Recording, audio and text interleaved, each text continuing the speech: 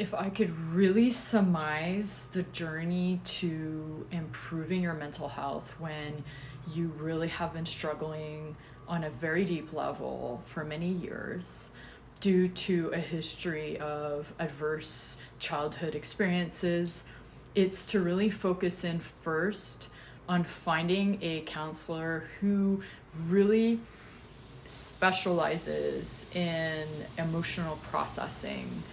We want to really declutter the nervous system, so having them have a very strong base in somatic bottom up approach is absolutely crucial.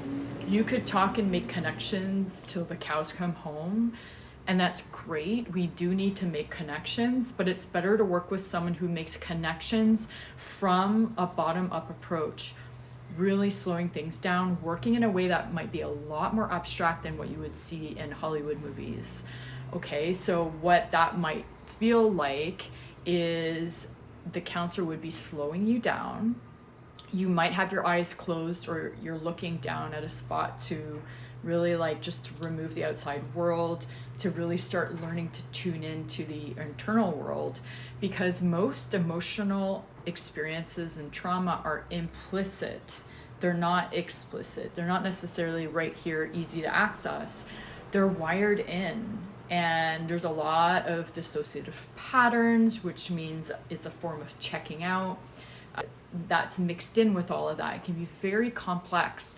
And so please, if you're picking a therapist, you need to start with someone who has a somatic and core emotional processing approach. Once you start doing that work, hopefully it's more of a long-term process.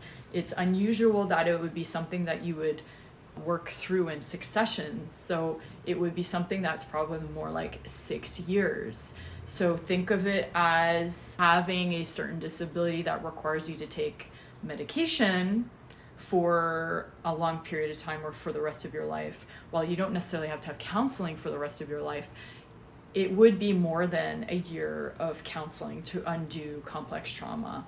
We really would want to start with the somatic, and then when there's stabilization, we work on rewriting the narrative, finding strengths through the adversity, and there starts to be more of a almost spiritual practice that's going on in exploration, reformatting and re-exploring who I am as a person.